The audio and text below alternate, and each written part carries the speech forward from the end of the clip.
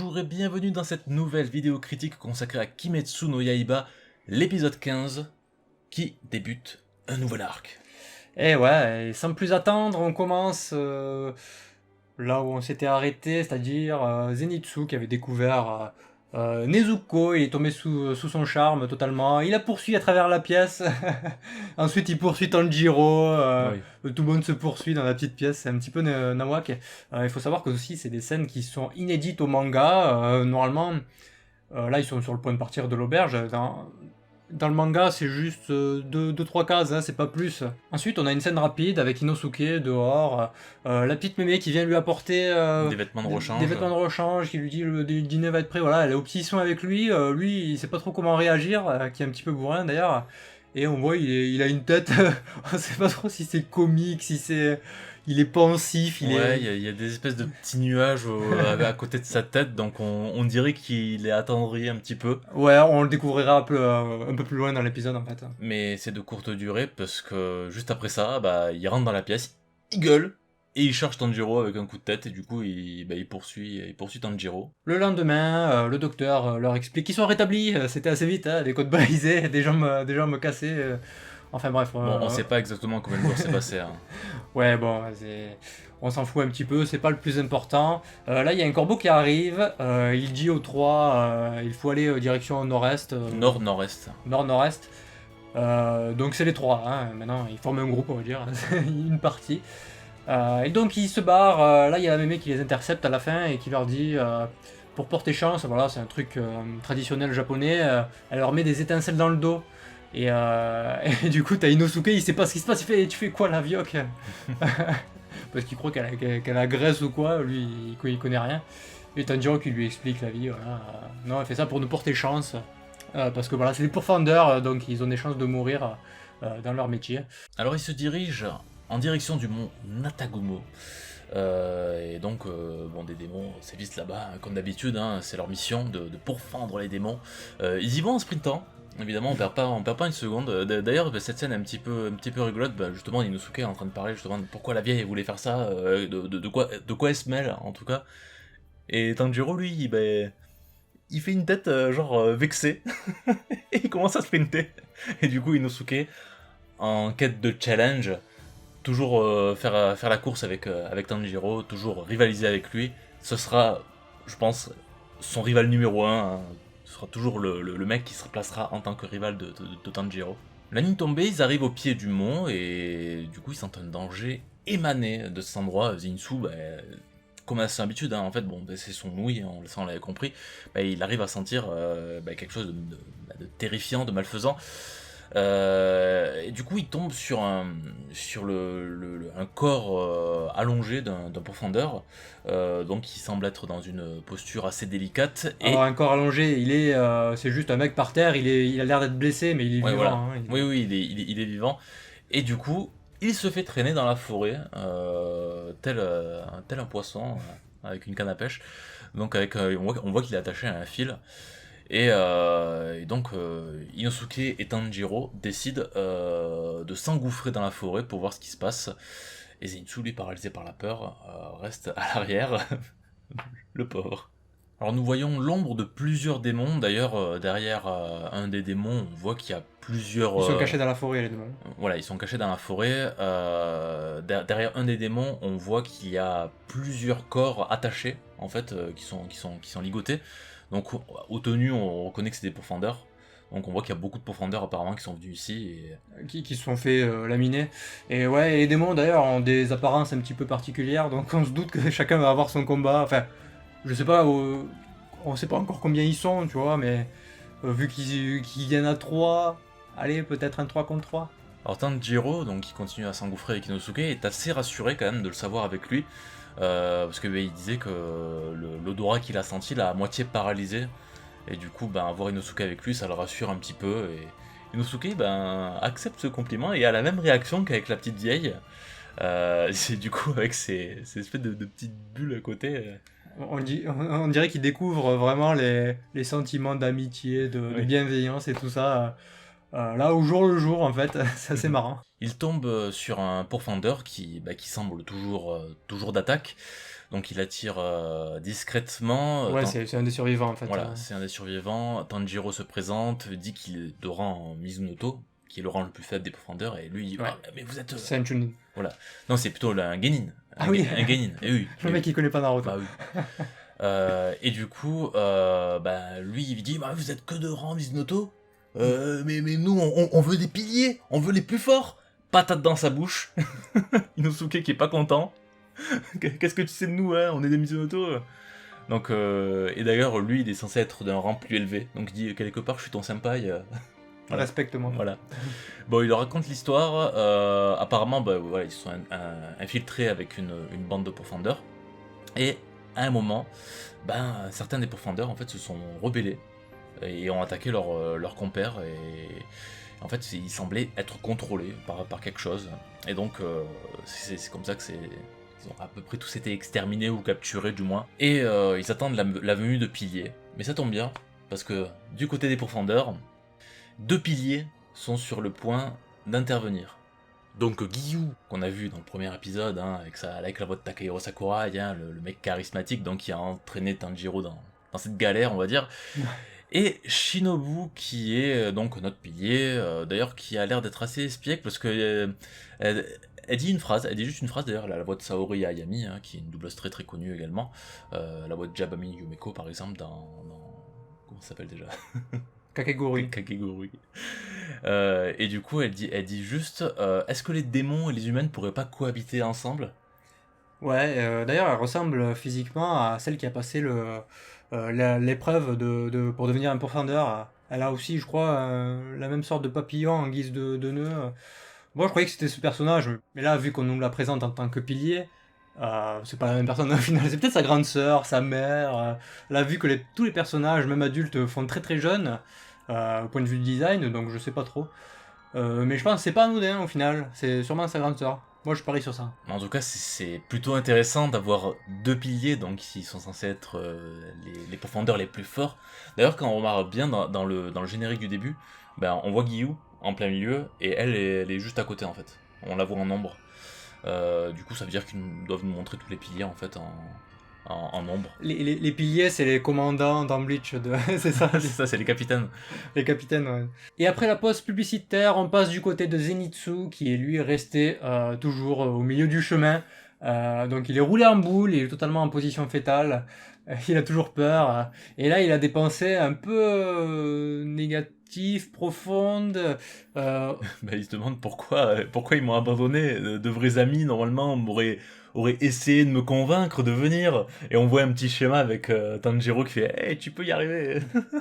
Ouais, en fait, tu dis ça de façon comique, mais cette scène, elle est assez profonde, elle est montrée de façon sérieuse en proposant un Zenitsu beaucoup plus profond qu'il n'y paraît au premier abord, lui qui paraît comme un personnage très caricatural. Là, il va avoir des pensées très sérieuses, du moins c'est ce qu'il pense, c'est sa façon, même si c'est un petit peu illogique, parce que bon, eux ils sont pris dans le feu d'action, ils n'ont pas le temps de s'occuper de Zenitsu, tu vois. Et puis là, il y a son moineau qui intervient. Alors, le moineau, nous, on comprend ses paroles, c'est traduit. Mais lui, Zenitsu, il comprend pas. Donc, du coup, c'est un petit peu un dialogue de sourds. Le moineau qui essaie de lui dire il faut que tu te ressaisisses, que tu ailles rejoindre tes copains et tout ça. Et lui, il comprend rien. Et il lui dit ouais, t'as la belle vie, toi. Et donc, de fil en aiguille, Zenitsu s'aperçoit que Tanjiro a porté dans son cartable Nezuko. Zenitsu, qui lui est à fond sur Nezuko, va se précipiter dans la forêt de panique et il veut aller sauver Nezuko, la protéger. Alors, du côté de Tanjiro et Inosuke, du coup, il tombe sur d'autres profondeurs qui sont manipulés. Alors, grâce à son flair, Tanjiro va repérer qu'il y a une autre présence en fait. Et surtout, ils vont remarquer qu'il y a des fils. Ils sont manipulés par des fils. Ouais. Et du coup, ils vont ne pas blesser les profondeurs évidemment et essayer de couper les fils pour les libérer. Il dit bien à Inosuke, fais attention, parce qu'il sait que c'est un bourrin qui veut tuer tout ce qui bouge. Donc il dit fais attention, c'est des pourfendeurs, il y a toujours moyen de les sauver. Donc voilà. Et puis Inosuke qui s'exécute au final, il utilise juste des coups de pied, des manchettes, des trucs pour l'assommer, tout ça. Et Tanjiro se fait agripper le bras et on voit une silhouette, la silhouette donc d'une démone qui essaie de l'attirer. Il arrive à s'extirper de justesse. Et donc on voit la silhouette donc complète de la démone qui apparemment contrôle tous les pourfendeurs avec ses fils. Alors pendant qu'il essaie de se débattre, Tanjiro dit à Inosuke si des fois tu aurais une technique pouvant localiser l'ennemi, ben, ce serait bien que tu l'utilises parce que voilà, là on peut pas le localiser parce que lui il est un petit peu gêné. En fait son odorat capte plusieurs trucs. Et il n'arrive pas apparemment le vent qui pousse les odeurs, etc. Il n'arrive pas à savoir d'où ça vient précisément. Pour une fois que son nez est parasité, ben voilà, ça l'embête bien. Et tout à coup, un démon arrive en hauteur. En fait, on dirait qu'il flotte, mais en fait, il marche sur des fils. Donc, il apparaît au-dessus de Tanjiro et il prononce cette phrase un petit peu mystérieuse maman va venir vous tuer. Oui, bah c'est une famille de démons, pourquoi pas. Voilà, donc une famille de démons apparemment orientés araignées, donc c'est tous des araignées, ils utilisent le fil, des pouvoirs par rapport à ça. C'est les Chimera Ants, ils sont C'est là. ça, c'est l'arc des Chimera Ants. Non, là c'est les Chimera Spider. Ouais. Alors Inosuke, dans un premier temps, va essayer de rebondir sur un mec random pour essayer d'attaquer le mec, mais il est trop court. Et du coup, ben voilà, il retombe sur le dos comme un gros bourrin, et il dit bon, allez, c'est comme ça, je vais utiliser donc ce mouvement, il plante ses épées au sol, et hop, il fait le radar. Donc il avait bien un pouvoir lui permettant de détecter son adversaire, et donc il découvre où se trouve le démon, la démone plutôt, avec les fils. Et donc le démon énigmatique qui se tient au-dessus évoque encore une fois quelques phrases mystérieuses en disant qu'il ne laissera personne les déranger et qu'ils vivront tous les 5 tranquillement. Ouais, voilà, une famille de 5, pourquoi pas. Après, c'est pas vraiment des phrases mystérieuses, hein, c'est juste pour introduire, pour dire que la prochaine fois, il y aura 5 démons principaux. Allez, on peut le voir comme ça. Donc, il y a 3 héros. 3 héros, 2 piliers qui arrivent. 2 piliers en route, le compte est bon. 5 vs 5, c'est plutôt pas mal. Ouais. On peut faire un beau match de basketball ensemble, tout va bien. Et voilà, l'épisode est fini.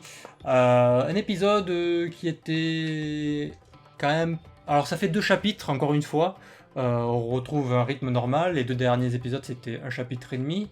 Il y a eu quelques scènes rajoutées, notamment au niveau de l'auberge, avec la scène de la course-poursuite. Voilà, ça n'existe pas dans le manga. C'est plutôt rigolo, parce que c'est dans la continuité du dernier épisode... où les personnages, voilà, avaient des scènes plutôt comiques, et tu vois, ces scènes qui sont vraiment très amusantes dans les shonen, voilà, ils ont insisté là-dessus, c'est plutôt bon. La seconde partie, on retourne dans la pénombre. Faut croire que voilà, Ufotable a bien trouvé son animé, eux qui aiment bien faire les animés qui se passent de nuit. Kimetsu, c'est allez, 70%, 75% de nuit. En même temps, les démons, ils sévissent que la nuit, donc c'est un petit oui, peu, forcément, après, des fois ça se passe dans les cabanes, c'est 2 jours, mais ça se passe dans les cabanes, donc voilà, c'est pas tout à fait la nuit. Mais voilà, l'épisode n'a pas spécialement de bonne animation comparé à d'autres épisodes, il reste dans la continuité, c'est-à-dire c'est plutôt bien foutu. Oui, il n'y a pas de vrai Sakuga, c'est bien dessiné, il n'y a pas de grosse animation, à part la scène de fin en 3D, où il y a Inosuke qui fait le radar. Mais sinon, ouais, non, ça reste très simple, mais très propre. Et puis, je voudrais juste notifier un truc, c'est que cet animé avance super vite, parce que les chapitres, comment dire, inter-arc, là, il n'y en a eu que 2, même pas 1 au final, 1,5, allez, on va dire comme ça. C'est très court, j'ai l'impression que les arcs s'enchaînent super vite, ouais. Et je sais pas si on va tomber sur des arcs longs ou comme on a l'habitude de voir, tu vois. Apparemment là c'est parti pour être un arc un petit peu plus long. Après ça va être un petit peu plus long, mais j'ai du mal à le voir dépasser 5 ou 6 épisodes, même pas, hein. Je pense qu'au bout de 2-3 épisodes ça va être fini. Et donc c'est pas vraiment un défaut au final, parce que on est encore qu'au début, là on est à combien de chapitres dans le manga? On doit être dans la trentaine. Ouais, voilà, donc c'est encore que le début, hein. Généralement, quand on parle de gros mangas, genre Naruto, Bleach, One Piece, si on entre dans les gros arcs, c'est pas avant 50, voire 100 chapitres, hein, pour One Piece, c'est très long à se mettre en place. Donc je sais pas... Pour l'instant, on a des petits arcs, voilà, ça nous permet de découvrir les personnages. On va faire peut-être la connaissance des piliers sur Même si on connaît déjà Guillou, de savoir comment ils se battent, s'ils sont vraiment très très forts comparés aux héros par exemple, je sais pas, mais voilà, c'est un épisode qui, le prochain va être en tout cas plutôt intéressant à voir. On va enfin constater également si il va y avoir un changement d'opening. Alors, Ah ouais. c'est sûr et certain qu'il n'y aura pas de changement de chanson. Ah. C'est sûr parce qu'ils ont fait un trailer en fait de l'arc qui vient là. Avec la même chanson. Et donc dans le trailer il y a la chanson qui est réutilisée, donc forcément ils vont pas changer la chanson, mais il y a des chances qu'ils changent les images parce que il y a des trucs qui sont dépassés, etc. Au moins changer les phases de combat dans l'opening où on voit en fait on voit les 2 derniers combats dans l'opening, les 2 derniers combats qu'on a vu dans l'animé. Donc là peut-être ils vont montrer les combats actuels, peut-être c'était pour pas spoiler qu'ils l'ont pas mis dans cet épisode. Là comme on sait qu'il va y avoir les piliers, peut-être les mettre en avant dans l'opening, on verra bien. En tout cas, très très hâte de les voir en action, surtout les piliers, parce que là on a vu à peu près tout le monde. Inosuke on l'a pas vu encore sérieux avec ses katanas. On l'a pas vu encore on n'a pas vu encore les mouvements d'Inosuke à part la détection. Et j'ai hâte de voir aussi Zenitsu dans un véritable combat, parce que là bon le combat qu'il avait fait c'était très expéditif. Voilà, c'est tout pour la critique de la semaine de Kimetsu. J'espère que ça vous a plu. N'hésitez pas à mettre des pouces en l'air, de vous abonner à la chaîne, d'activer la cloche. Et on se retrouve du coup la semaine prochaine pour la suite de Kimetsu et d'autres critiques qui arrivent Certainement. très vite. Allez, à très bientôt. Bye bye. À bientôt.